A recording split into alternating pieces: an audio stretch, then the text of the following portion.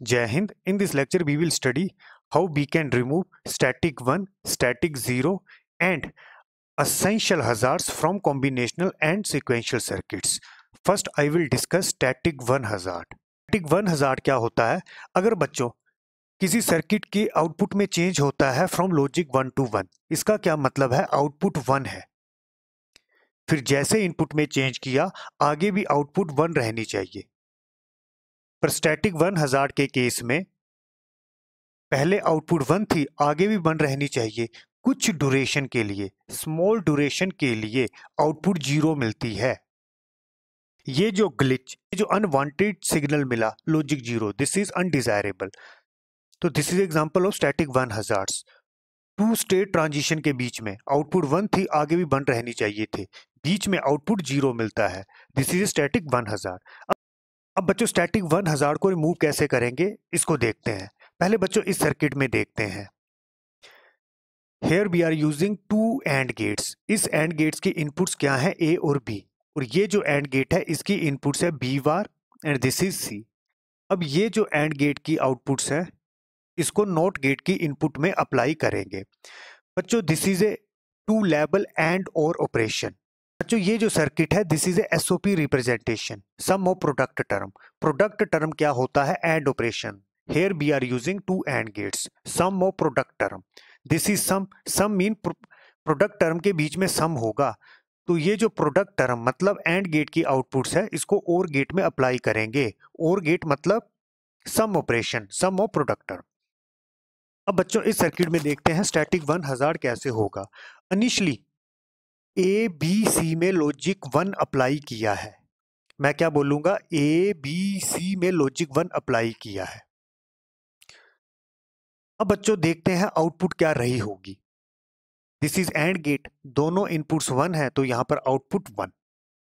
Again not gate, 1 change होगा 0 में।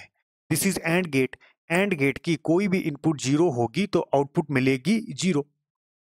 This is or gate की कम से कम एक भी इनपुट 1 होगी तो आउटपुट क्या रहेगी? 1।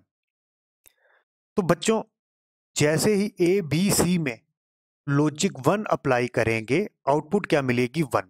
तो ये आउटपुट हमें 1 मिल रही है। अब बच्चों ये हज़ार्ड क्यों होता है? हज़ार्ड का रीजन होता है propagation delay. What is the meaning of propagation delay? Time taken by the component to generate output. जैसे मैं किसी सर्किट को इनपुट देता हूं, वो उसी टाइम पे आउटपुट जनरेट नहीं करेगा, वो कुछ टाइम लेगा आउटपुट जनरेट करने के लिए, और ये जो टाइम होता है it is known as propagation delay. अब बच्चों इनिशियली ABC में 1 अप्लाई किया। अब इनपुट में एक वेरिएबल चेंज करेंगे। किस इनपुट को चेंज करना है? जहां पर नॉट गेट लगा है। जैसे आप देखो B के साथ यहां पर लगाया है नॉट गेट, तो B इनपुट को चेंज कर देंगे। A को 1 रहने दिया, B में चेंज कर दिया 1 to 0, C में 1 रहने दिया। B चेंज कर दिया 1 to 0, B में चेंज कर दिया 1 to 0, C में 1 रहने दिया। अब बच्चों क्या होगा? This is A not gate, ये 1 to 0 चेंज हुआ तो यहां पर क्या चेंज होगा? 0 to 1। अब प्रोपेगेशन डिले का कंसेप्ट देखते हैं। कौन सी इनपुट चेंज करनी है? जहां पर नॉट गेट लगा है। अब बच्चों ये जो गेट्स हैं, ये जो एंड गेट्स और गेट है, मैं ये एज्यूम करता हूं इनका प्रोपेगेशन डिले बहुत कम है, मतलब मैं 0 एज्यूम करता हूं।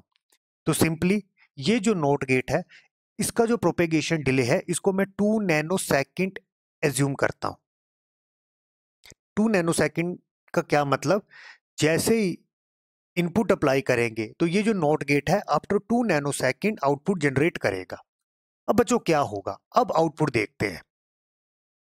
अब बच्चों ये एंड गेट है, इसकी इनपुट्स क्या है? A 1 है, B को कर दिया है 0, और इस एंड गेट का प्रोपेगेशन डिले हम 0 एज्यूम कर रहे हैं। एंड गेट की कोई भी इनपुट 0 होगी तो आउटपुट क्या मिलेगी? यहां पर 0। अब बच्चों हज़ार्ड का कंसेप्ट देखते हैं। यहां पर B में चेंज किया 1 to 0, पर ये नॉट गेट कितना टाइम लेगा आउटपुट जनरेट करने के लिए? 2 नैनो सेकेंड, मतलब B में चेंज कर दिया 1 to 0, तो सिंपली ये 0 to 1 चेंज कितने टाइम बाद होगा? After 2 nano second. B में अप्लाई किया है, B में चेंज कर दिया 1 to 0, तो ये जो नॉट गेट है 0 to 1 चेंज करेगा आफ्टर 2 नैनोसेकेंड।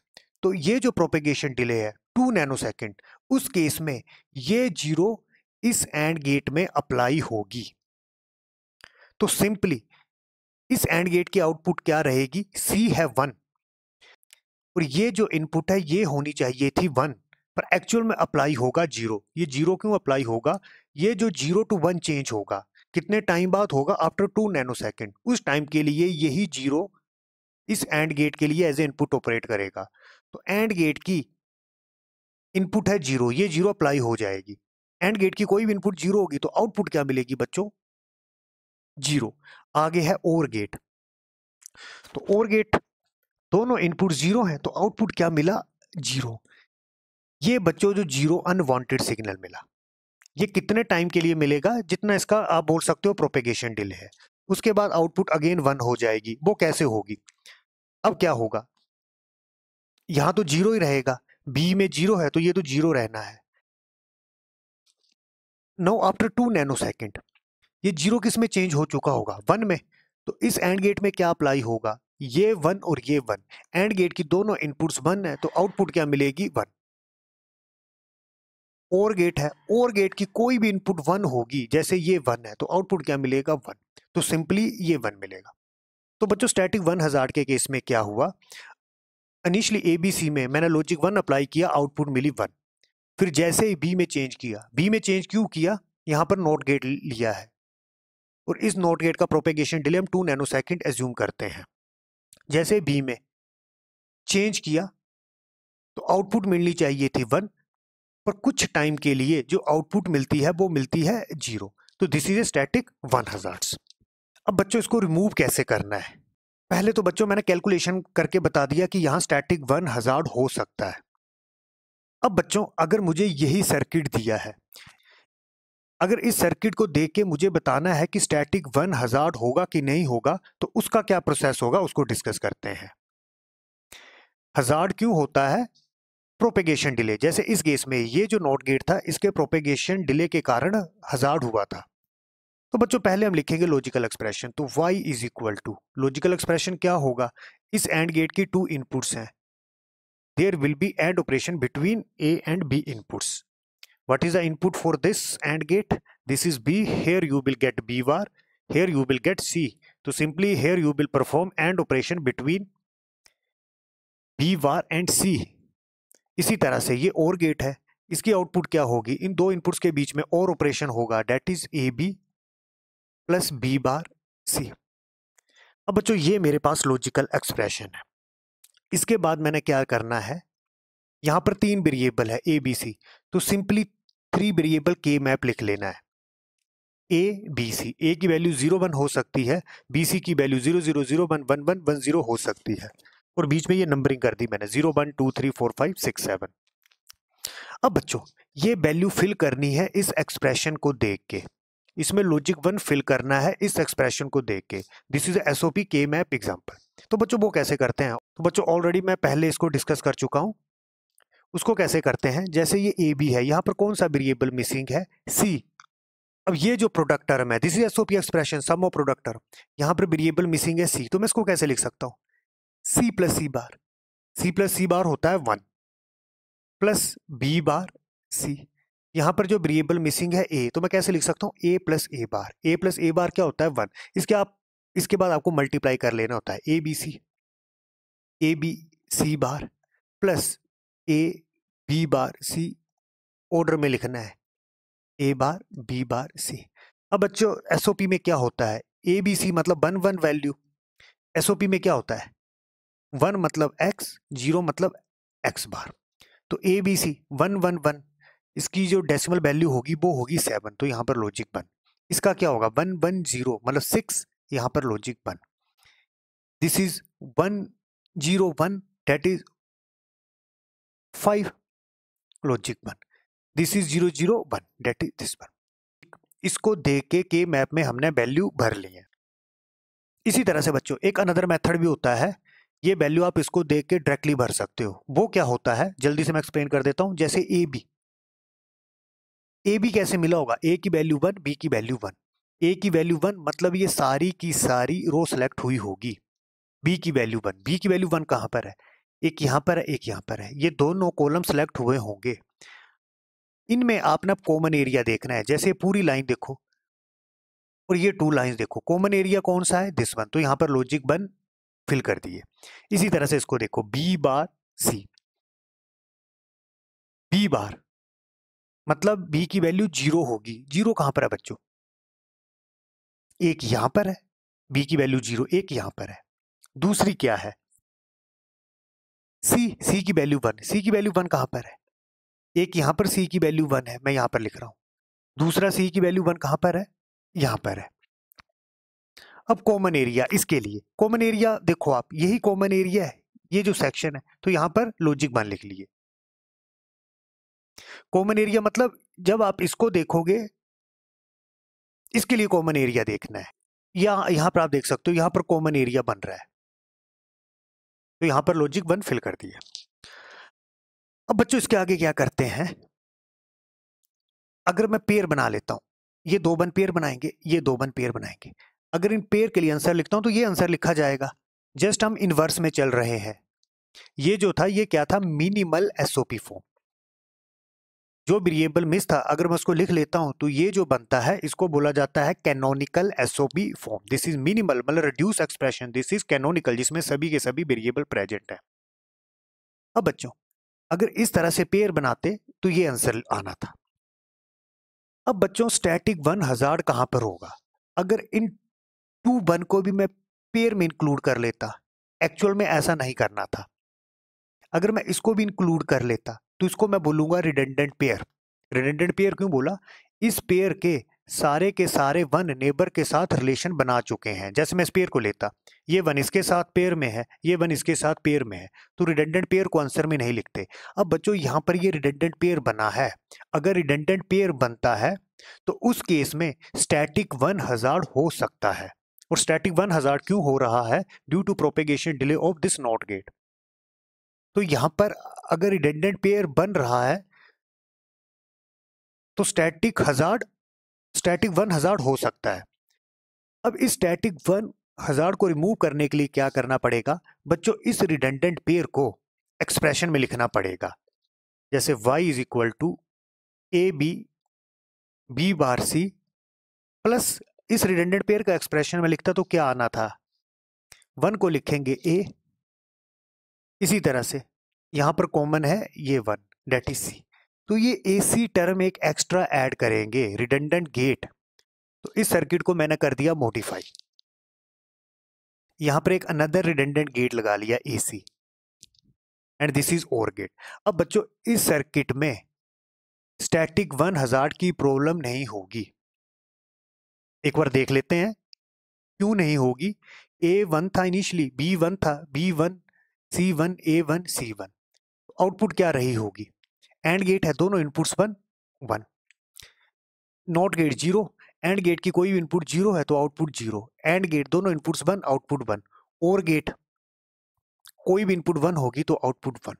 अब बच्चों बी में चेंज किया था 1 to 0, बी में चेंज किया था 1 to 0, तो ये 0 to 1 चेंज होगा आफ्टर हाउ मच टाइम? अगर मैं इसका प्रोपेगेशन डिले कितना लिया था? 2 नैनो सेकेंड। अब देखते हैं ये जो 2 नैनो सेकेंड है, ये जो इसका प्रोपेगेशन डिले है, इस केस में यहाँ आउटपुट 0 बनती है कि नहीं बनती है? अगेन बच्चों आउटपुट क्या रही होगी? एज्यूम हमने क्या किया है, ये जो बाकी गेट है इनका प्रोपेगेशन डिले अप्रोक्सीमेट 0 है, तो ये एंड गेट है, एंड गेट की कोई भी इनपुट 0 होगी तो आउटपुट 0। अब बच्चों ये एंड गेट है, बी में चेंज किया 1 to 0, 0 to 1 चेंज होगा आफ्टर 2 नैनो सेकेंड। उस 2 नैनो सेकेंड के लिए यही 0 इस एंड गेट में अप्लाई होगा। एंड गेट की कोई भी इनपुट 0 है तो आउटपुट क्या रहेगी? 0। अब बच्चों अगर ये यूज नहीं करते तो यहां पर आउटपुट हो जानी थी 0, पर अब यहां पर यूज किया है रिडंडेंट गेट, इसकी दोनों इनपुट्स हैं 1, तो आउटपुट क्या मिलेगी? 1। और गेट है, कोई भी इनपुट 1 होगी तो आउटपुट 1। तो ये जो 0 की ट्रांजिशन हुई थी, अब ये 0 की ट्रांजिशन नहीं होगी।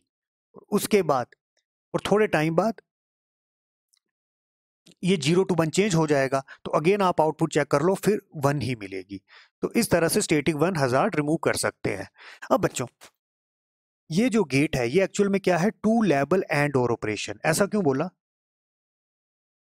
यहां पर टू एंड गेट्स पैरेलल में है, दिस इज और गेट, तो two level and or logic, या मैं इसको क्या बोल सकता हूं, SOP representation, sum of product term, these are the and gates मतलब प्रोडक्ट टर्म, और यहां पर सम किया है, दिस इज और गेट। इसी तरह से बच्चों two level and or logic is also known as two level NAND NAND logic. ऐसा क्यों बोला बच्चों, अगर मैं यहाँ पर टू बबल लगा लेता हूँ, ये बबल क्या है, नोट गेट है, ये दोनों नोट गेट एक दूसरे को कैंसिल करेंगे।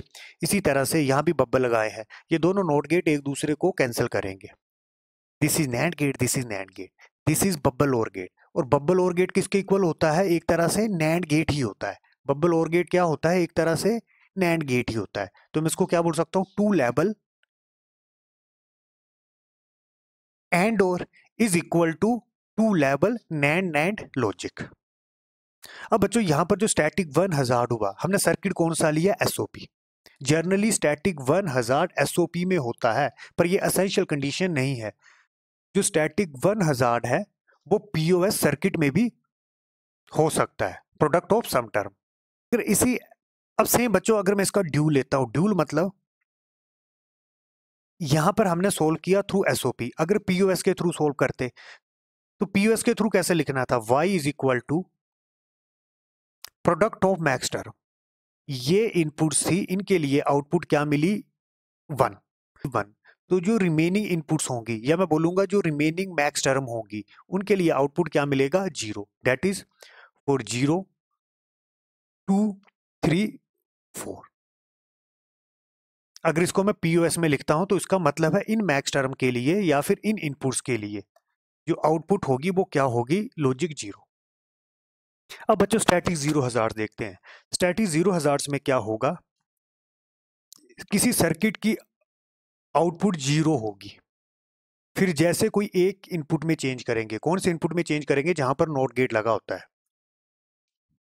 आगे आउटपुट 0 ही रहनी चाहिए, पर कुछ ड्यूरेशन के लिए अनवांटेड लॉजिक 1 मिल जाता है, तो दिस इज स्टैटिक 0 हजार्ड्स।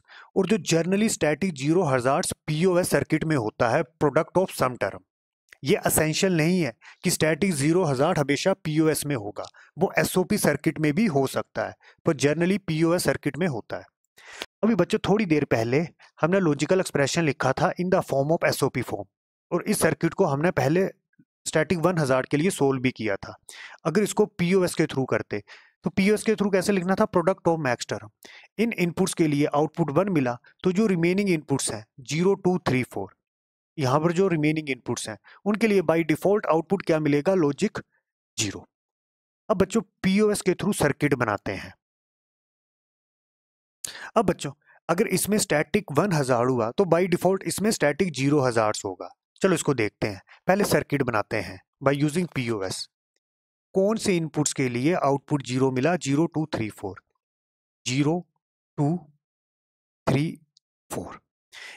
अब बच्चों अब ये देखते हैं कि हजार्ड होगा कि नहीं होगा। पहले के मैप में पेयरिंग करते हैं, ये 0 0 क्या बनाएंगे, पेयर, ये 0 0 क्या बनाएंगे, पेयर। अब क्या इसमें रिडंडेंट पेयर बनेगा, हाँ बच्चों ये 0 0 भी आपस में रिडंडेंट पेयर बना सकते हैं, तो बाय डिफॉल्ट इसमें भी हजार्ड्स होगा। पहले मैं रिडंडेंट पेयर को नहीं लूंगा, पहले सर्किट बनाएंगे। अगर इन पेयर के लिए लॉजिकल एक्सप्रेशन लिखते हैं तो कैसे लिखेंगे, ये 2 0 पेयर बनाएंगे, 0 2 बने, एक बिट का चेंज नहीं आएगा। 0 0 को पीओएस में कैसे लिखा जाता है, बी प्लस सी इनटू, इस 0 0 को लिखते हैं, इस 0 के लिए ए की वैल्यू है 0, ए प्लस बच्चों बी की वैल्यू है 1, तो बी को कैसे लिखेंगे, बी बार। सर्किट कैसे बनाएंगे, बी और सी के बीच में और ऑपरेशन हुआ, बी सी, आगे है A, again B not gate use किया, सम ऑपरेशन हुआ बी प्लस सी, यहां पर आउटपुट क्या होगी, ए प्लस बी बार, आगे है डॉट, तो this is POS, product of sum term. Product यहां पर हुआ प्रोडक्ट, तो यहां पर लगाया एंड गेट। अब बच्चों मैं इस सर्किट में बताता हूँ स्टैटिक जीरो हजार्ड्स कैसे होगा। इनिशियली मैं ये जूम करता हूँ, ए बी सी में लॉजिक जीरो अप्लाई किया। आप देख भी सकते हो अगर जीरो अप्लाई करते हैं, बी में जीरो, सी में जीरो, ए में जीरो, बी में भी जीरो, यहाँ से भी आप देख सकते हो अगर जीरो अप्लाई करेंगे तो आउटपुट क्या मिलेगी यहाँ पर, जीरो। मैं जल्दी से बता देता हूँ, और गेट है, दोनों input zero output zero, this is or gate, this is zero, पर दिस इज नॉट गेट, तो जीरो किस में चेंज होगा, वन। तो और गेट है, कोई भी इनपुट वन रहेगी तो आउटपुट वन। आगे एंड गेट है, एंड गेट की कोई भी इनपुट अगर जीरो होती है तो आउटपुट जीरो, तो ये आउटपुट जीरो मिलेगी। अब बच्चों एक इनपुट में चेंज करना है, कौन से इनपुट में चेंज करेंगे, जिसमें नॉट गेट लगा है वो बी में लगा है।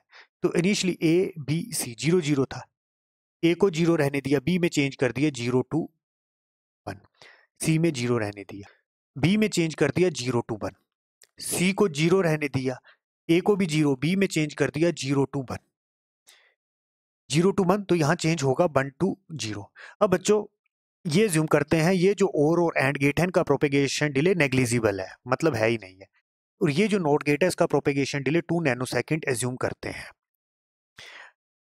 तो बच्चों पहले आउटपुट क्या थी, जीरो, जैसे नया इनपुट कॉम्बिनेशन अप्लाई किया जीरो वन जीरो, अगली आउटपुट क्या रहनी चाहिए, जीरो, और ये जीरो रहेगी, आप देख सकते हो दिस इज और गेट। अगर मैं प्रोपेगेशन डिले पिक्चर में नहीं लेता हूं, बी चेंज कर दिया है वन में, और गेट की कोई भी इनपुट वन होगी तो आउटपुट क्या मिलेगी, one, this is or gate, A zero ही है, बी ए जीरो ही है, बी में चेंज कर दिया जीरो टू वन, और यहाँ चेंज हो गया वन टू जीरो, तो इस और गेट की इनपुट्स क्या होंगी, ये जीरो और ये जीरो, तो आउटपुट क्या रही होगी, जीरो, और गेट की दोनों इनपुट जीरो है तो आउटपुट जीरो। आगे एंड गेट है, एंड गेट की कोई भी इनपुट जीरो है, जैसे ये जीरो है तो ये आउटपुट क्या देगा, जीरो, तो पहले भी आउटपुट जीरो थी, आगे भी आउटपुट जीरो है। पर बच्चों कुछ टाइम के लिए ये लॉजिक बन मिला, ये ऐसा क्यों मिला, अब बच्चों यहाँ पर बी में जैसे ही जीरो टू वन चेंज हुआ, तो ये जो नॉट गेट की आउटपुट है यहाँ पर जो वन टू जीरो चेंज होगा वो कितने टाइम बाद होगा, आफ्टर 2 नैनो सेकेंड। उस 2 नैनो सेकेंड के लिए क्या होगा, यही वन इस और गेट में अप्लाई हो जाएगा।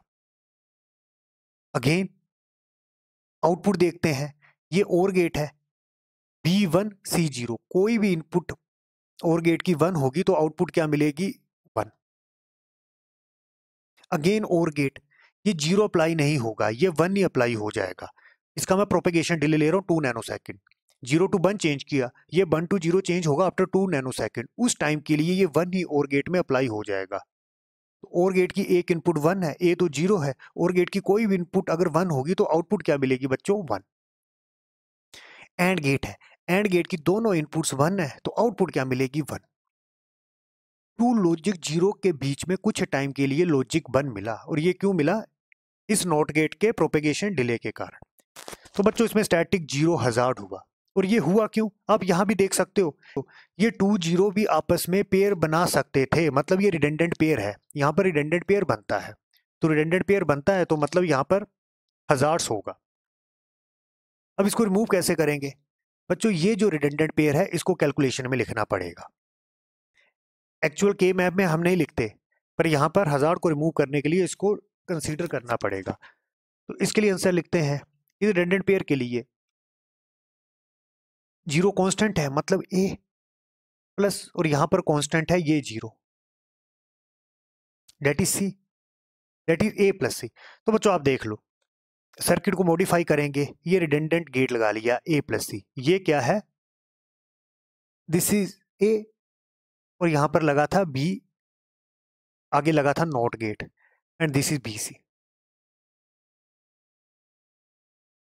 अब बच्चों इस सर्किट में ये स्टैटिक जीरो हजार्ड्स की प्रॉब्लम नहीं होगी, पहले ए बी सी सभी में लॉजिक क्या था, जीरो, तो आउटपुट क्या मिली थी, जीरो। अब जैसे बी में चेंज किया जीरो टू वन, तो यहां पर पहले जीरो तो यहां पर वन था, तो ये जो वन टू जीरो चेंज होगा वो कितना टाइम लेगा, 2 नैनो सेकेंड। तो उस टाइम के लिए क्या होगा, आउटपुट देखते हैं। बच्चों बी चेंज कर दिया जीरो टू वन, ये और गेट है, 0 to 1 ये और गेट है, और गेट की कोई भी इनपुट 1 है तो आउटपुट 1। अब ये और गेट है, यहाँ पर इनपुट्स क्या है, ए 0 है और यहाँ पर क्या अप्लाई होगा, ये 1 अप्लाई होगा, ये 0 अप्लाई नहीं होगा। 2 नैनो सेकंड लगेंगे ये 1 to 0 चेंज होने में, तब तक ये 1 ही अप्लाई हो जाएगा। और गेट की कोई भी इनपुट 1 होगी तो आउटपुट 1। अब बच्चों इस रिडंडेंट के कारण क्या होगा, ए की वैल्यू 0 है, सी की वैल्यू 0 है, और गेट की आउटपुट क्या रहेगी 0। आगे है एंड गेट, एंड गेट की कोई भी इनपुट अगर 0 होगी तो आउटपुट क्या रहेगी 0।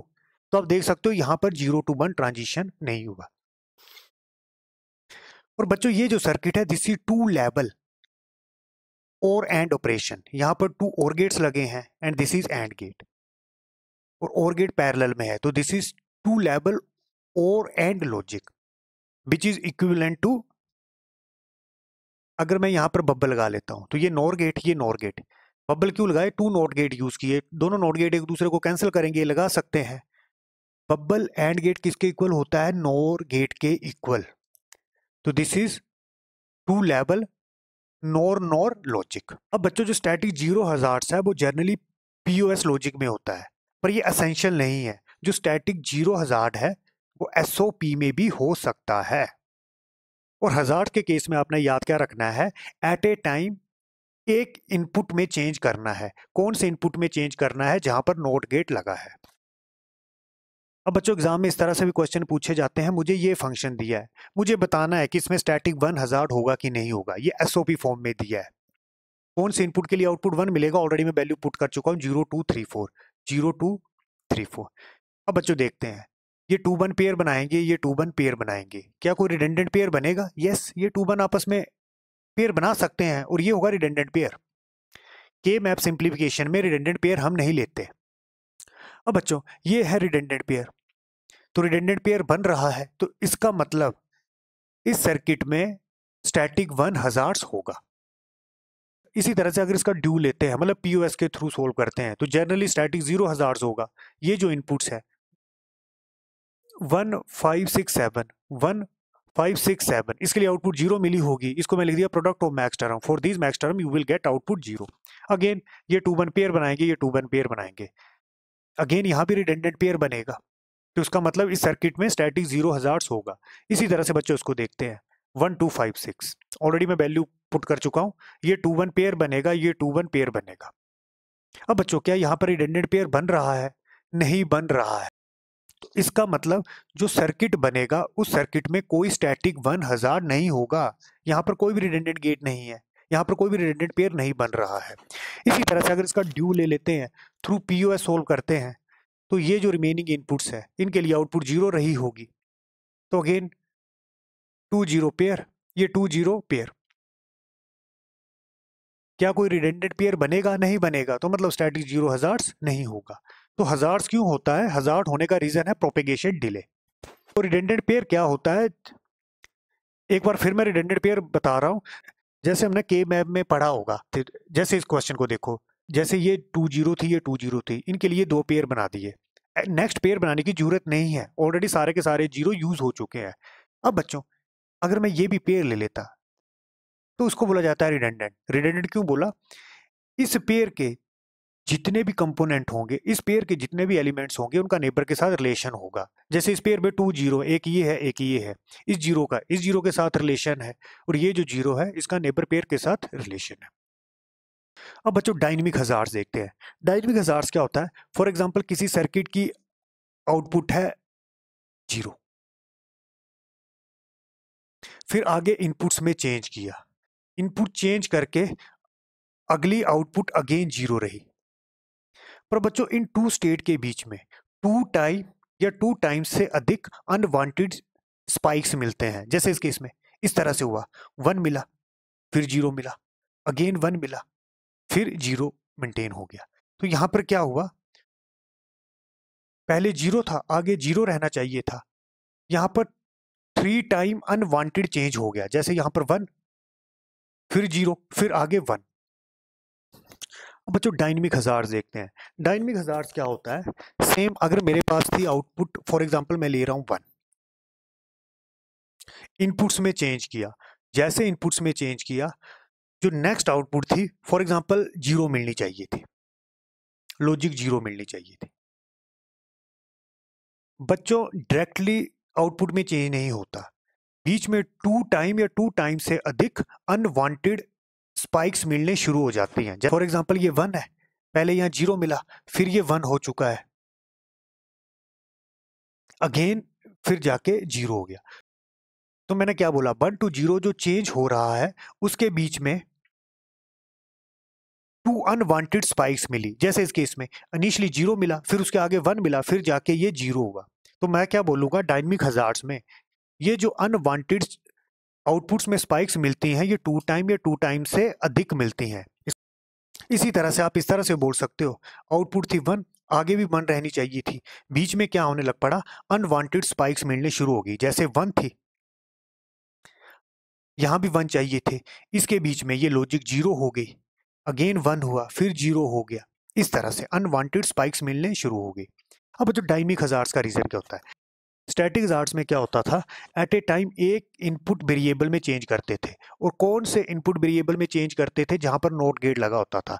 अब डायनेमिक हजार्ड्स में यहाँ पर इस सर्किट को देखो, 3 नॉट गेट लगे हैं, ए बी सी, और इन नोट गेट्स का अलग अलग प्रोपेगेशन डिले होगा। तो डायनेमिक हजार्ड्स में क्या होगा, एट ए टाइम एक से अधिक इनपुट्स में चेंज हो सकता है। For example initially A B C 1 1 था, अब क्या हुआ, जैसे ए बी सी तीनों में नोट गेट लगा है, चेंज हो गया, एकदम तीनों को 0 कर दिया।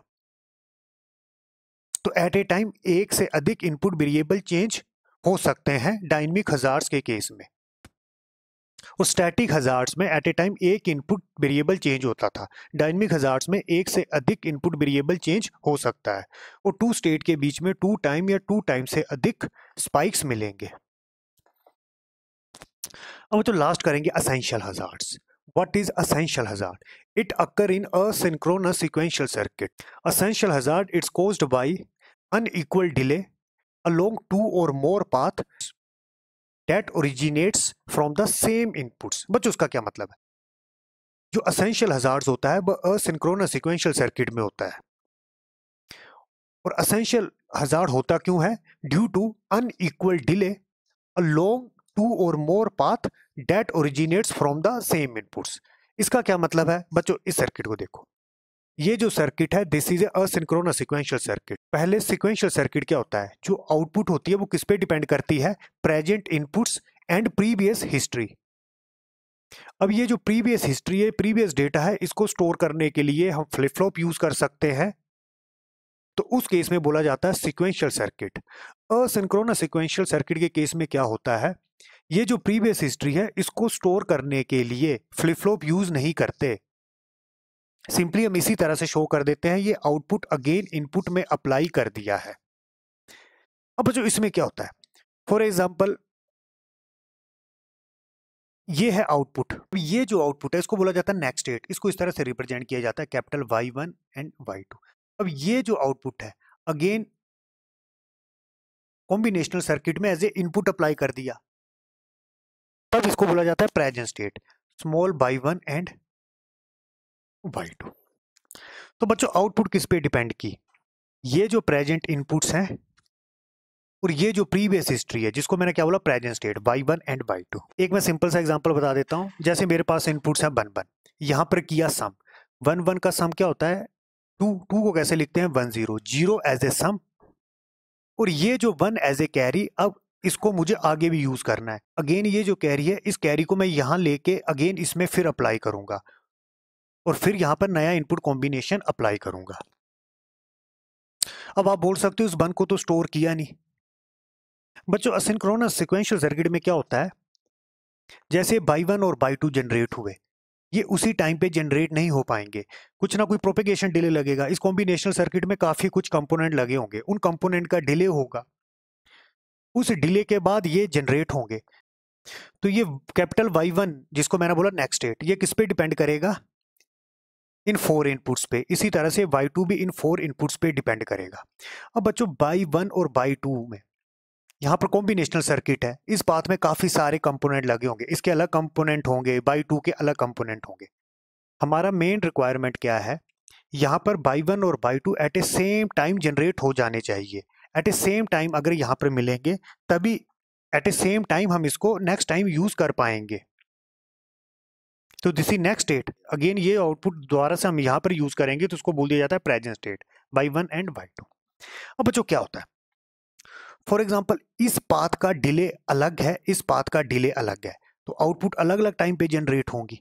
फॉर एग्जाम्पल इस पाथ का डिले है 10 नैनो सेकेंड और इस पाथ का डिले है 20 नैनो सेकेंड, तो उस केस में हजार्ड हो जाएगा। हजार्ड क्यों हुआ, essential hazard it caused by unequal delay along two or more path. जैसे आप देख सकते हो यहाँ टू और टू मोर पाथ, जैसे यहाँ पर टू पाथ है, इन पाथ का प्रोपेगेशन डिले अलग है, तो जिसके कारण यहाँ पर ये जो नेक्स्ट स्टेट जनरेट हो रही है ये अलग टाइम पे जनरेट होगी। अब इसको रिमूव कैसे करते हैं बच्चों, हिट एंड ट्रायल करना पड़ता है। जैसे ये 10 नैनो सेकंड है, ये 20 नैनो सेकंड है, मुझे इस पाथ का भी प्रोपेगेशन डिले 20 नैनो सेकंड करना है, तो यहाँ पर मैं 2 नोट गेट लगा लेता हूँ। ये दोनों नोट गेट एक दूसरे को कैंसिल करेंगे, पर ये जो नोट गेट यूज करूंगा इनके प्रोपेगेशन डिले होंगे 5 नैनो सेकंड और इसका भी होगा 5 नैनो सेकंड, तो टोटल कितना हो गया इस पाथ का भी 20 नैनो सेकंड, 10 प्लस 5 प्लस 5, तब दोनों पाथ का प्रोपेगेशन डिले सेम होगा, तो उस केस में हजार्ड्स की प्रॉब्लम नहीं आएगी। तो इस तरह से हिट एंड ट्रायल किया जाता है। सिंक्रोनस सीक्वेंशियल सर्किट के केस में आपने क्या याद रखना है, जैसे इनिशियली यहाँ पर इनपुट जनरेट की, यहाँ पर आउटपुट मिली, अब यहाँ भी आउटपुट्स है, इन आउटपुट को नेक्स्ट टाइम यूज करना है। फिर जैसे नया इनपुट कॉम्बिनेशन अप्लाई करेंगे तो इन सर्किट के बीच में डिले होगा, तो उसको डायरेक्टली फीडबैक के थ्रू वापस कनेक्ट कर देते हैं और ये जूम किया जाता है इसका डिले कितना होगा, ये जूम कर लेते हैं इस पूरे के पूरे सर्किट का डिले किसके इक्वल होगा जब तक नया इनपुट कॉम्बिनेशन अप्लाई करेंगे।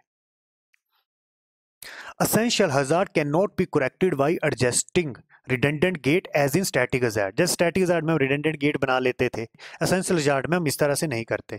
The problem can be corrected by adjusting the amount of delay in affected path। जैसे मैंने एक रीजन बताया कि यहाँ पर 10 नैनो सेकंड था, इसका 20 नैनो सेकंड था, तो यहाँ पर 2 नॉट गेट यूज कर लो।